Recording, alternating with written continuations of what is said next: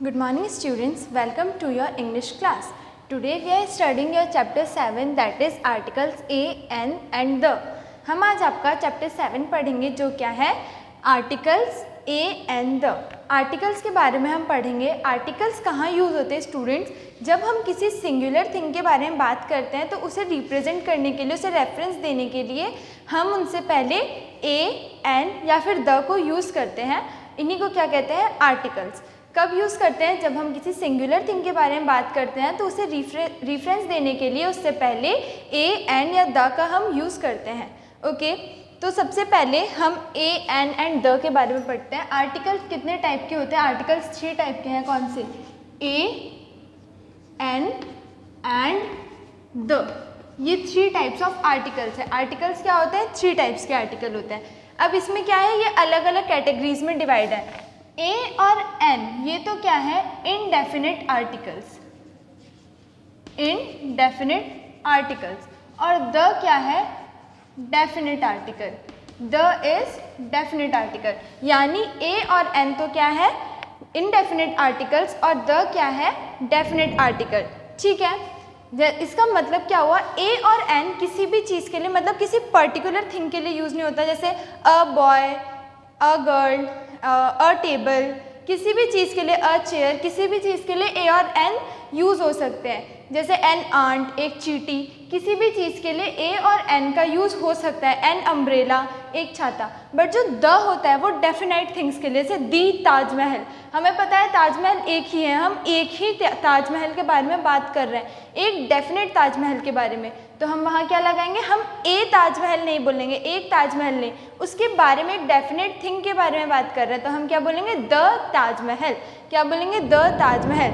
हम London university के बारे में बात कर रहे हैं तो हम क्या बोलेंगे? द लंदन यूनिवर्सिटी, क्योंकि वो एक है, हम किसी एक पर्टिकुलर चीज़ की बात कर रहे हैं. यानी जब हम किसी भी ऐसी चीज़ जैसे a boy, a girl, an umbrella, किसी भी चीज़ की, नॉर्मल चीज़ की जो पर्टिकुलर नहीं है उसके बारे में बात करते हैं तो ए या फिर एन यूज़ करते हैं. और जब हम किसी डेफिनेट चीज़ की, किसी पर्टिकुलर थिंग की बात कर रहे होते हैं जो एक पर्टिकुलर चीज़ है, तो अ बॉय कोई सा भी लड़का हो सकता है, ये लड़का भी हो सकता है, ये भी हो सकता है, ये भी हो सकता है.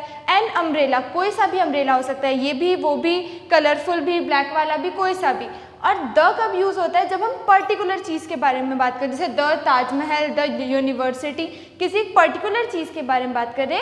जब डेफिनेट चीज़ के बारे में बात करें तो क्या यूज़ करते हैं हम? द. सबसे पहले हम पढ़ेंगे use of a an. Use of a and an. A और एन कहाँ यूज़ होता है? ए और एन जब हम बताया मैंने आपको, किसी भी सिंगल चीज़ के बारे में, किसी भी इनडेफिनिट चीज़ के बारे में जब हम बात करते हैं तो उससे पहले ए और एन लगाया जाता है. ए कहाँ यूज़ होता है? ए कॉन्सोनेंट से पहले यूज़ होता है. किससे पहले? कॉन्सोनेंट से. और एन किससे पहले होता है? वॉवेल से पहले. वॉवेल कौन कौन से हैं? वॉवेल्स हैं ए, ई, आई, ओ एंड यू. यानी ऐसे वर्ड्स जो ए, ई, आई, ओ, यू से स्टार्ट होते हो, या फिर ऐसे वर्ड्स जिनमें वॉवेल्स, वॉवेल्स क्या? ए, ई, आई, ओ, यू का साउंड आता हो. जैसे अम्ब्रेला. अम्ब्रेला क्या होता है? U M B R E double L A. U से स्टार्ट हुआ. किससे स्टार्ट हुआ? यू से. तो ये क्या है? अम्ब्रेला. इसमें वॉवेल का साउंड आ रहा है तो हम इससे पहले क्या लगाएंगे? एन. यानी ऐसे वर्ड्स जो वॉवेल से स्टार्ट हो या फिर जिसमें वॉवेल का साउंड आता हो जिसकी स्टार्टिंग में, उन्हें क्या, उनके आगे हम क्या लगाते हैं? एन.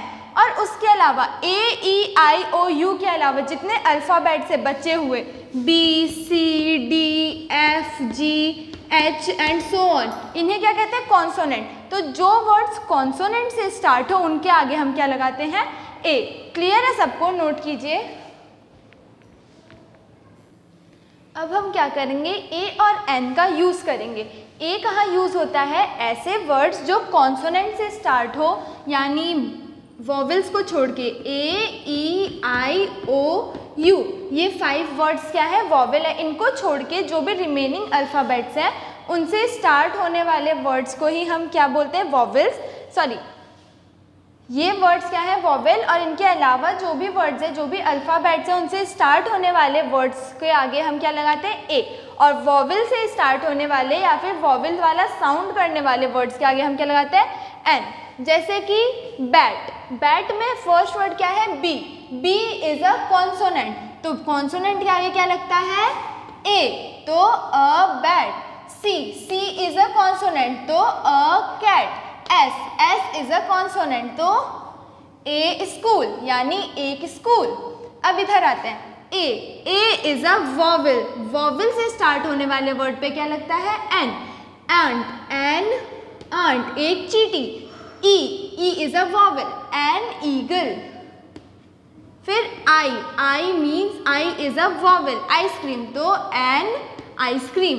क्लियर है सबको? यानी ऐसे वर्ड्स जो वॉवल से स्टार्ट होते हैं या फिर वॉवल वाला साउंड करते हैं उनके आगे तो हम एन लगा देते हैं, और जो उनके अलावा जो कॉन्सोनेंट से स्टार्ट होते हैं उन वर्ड्स के आगे हम ए यूज़ करते हैं। क्लियर है सबको? आप इसे नोट कीजिए।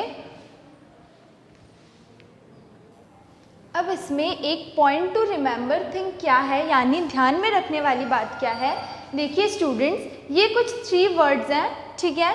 इन 3 वर्ड्स में देखो क्या यूज़ होगा, जैसे एन ऑनेस्ट मैन, यानी ईमानदार आदमी, ऑनेस्ट। अब ये देखो, वैसे तो ये स्टार्ट किससे हो रहा है? एच से, और एच हमारा वॉवल नहीं होता। वॉवल क्या है? ए, ई, आई, ओ, यू, ये 5 अल्फ़ाबेट्स क्या है? वॉवल।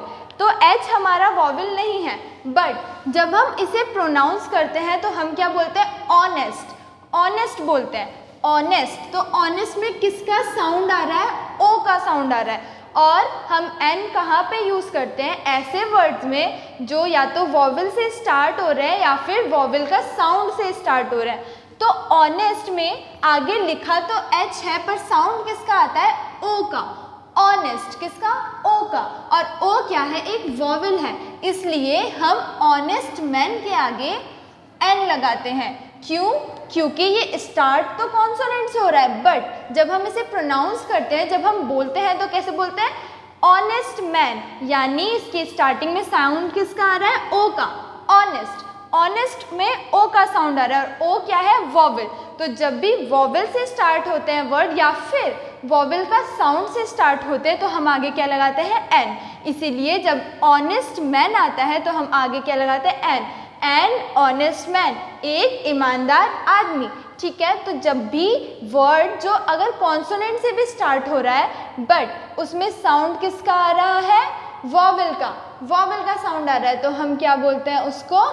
आगे हम क्या लगाते हैं? एन लगाते हैं, ठीक है? अब देखो यूनिवर्सिटी, यूनिवर्सिटी, ये स्टार्ट तो यू से हो रहा है, यू क्या है? वॉवल, बट इसका साउंड यू वाला, इसका साउंड वॉवल का आ रहा है क्या? यू का साउंड नहीं आ रहा है। इसमें क्या है? ये यूनिवर्सिटी, यानी इसमें वाई का साउंड आ रहा है, ऐसे यू, यूनिवर्सिटी, साउंड किसका आ रहा है? वाई का। और वाई क्या? वाई वॉवल है? No, Y is not a vowel. तो यूनिवर्सिटी में फर्स्ट वर्ड तो वॉवल है बट इसका साउंड वॉवल वाला नहीं है। क्या है? यूनिवर्सिटी, यानी वाई का साउंड है, इसीलिए इसके आगे हम क्या लगाते हैं? ए। अगर इसमें साउंड भी वॉवल का होता तो क्या लगाते? एन, बट इसमें साउंड किसका है? वाई का, और Y is not a vowel, इसीलिए इसके आगे क्या लगाते हैं? A. Similarly union, union start तो यू से हो रहा है बट इसमें साउंड किसका है? वाई का, वाई यू, यूनियन। तो वाई क्या है? Y is not a vowel, Y vowel नहीं होता, इसलिए इसके आगे भी हम क्या लगाते हैं? ए। तो क्लियर है सबको? यानी अगर कोई वर्ड कॉन्सोनेंट से भी स्टार्ट हो रहा है बट उसमें वॉवल का साउंड आ रहा है, जैसे ऑनेस्ट, ये स्टार्ट तो एच से हो रहा है बट इसमें साउंड किसका है? ओ का, तो हम क्या लगाएंगे आगे? एन। और अगर कोई वर्ड वॉवल से ही स्टार्ट हो रहा है बट उसमें साउंड कॉन्सोनेंट का है, यानी जैसे यूनिवर्सिटी, यूनिवर्सिटी में साउंड किसका है? वाई का, और वाई क्या है? एक कॉन्सोनेंट। तो ऐसे वर्ड्स जो शुरू तो स्टार्ट तो वॉवल से हो रहे हैं बट उसमें साउंड किसका है? कॉन्सोनेंट का, उनके आगे हम क्या लगाएंगे? ए ही लगाएंगे। क्या लगाएंगे? ए। क्लियर है सबको? नोट कीजिए इसे। नेक्स्ट क्या है आपका? यूज ऑफ द, यानी द को कहाँ यूज किया जाता है?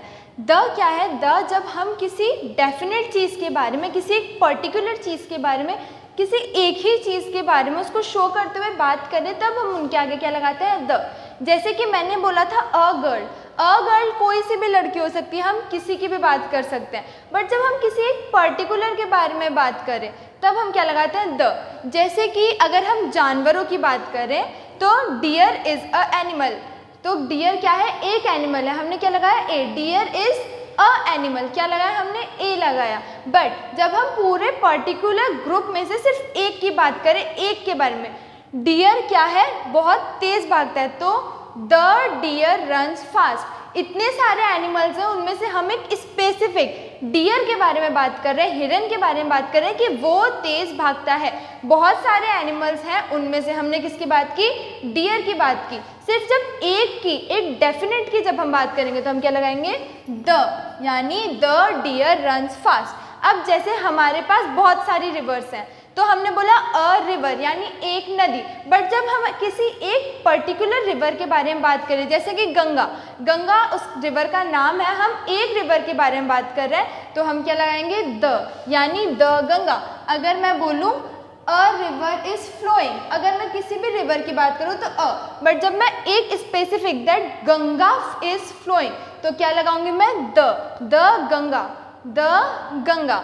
अब जैसे हमारी अर्थ है, हम उसके पास बहुत सारे सैटेलाइट हैं, तो जब मैं बोलूँ अ सैटेलाइट, तो उसमें से कोई सी भी सैटेलाइट हो सकती है, बट जब मैं पर्टिकुलर सैटेलाइट की बात करूँ, जैसे मैं मून की बात कर रही हूँ, बहुत सारे सैटेलाइट्स में से किसी एक सैटेलाइट की बात कर रही हूँ, तो मैं क्या लगाऊंगी, द मून।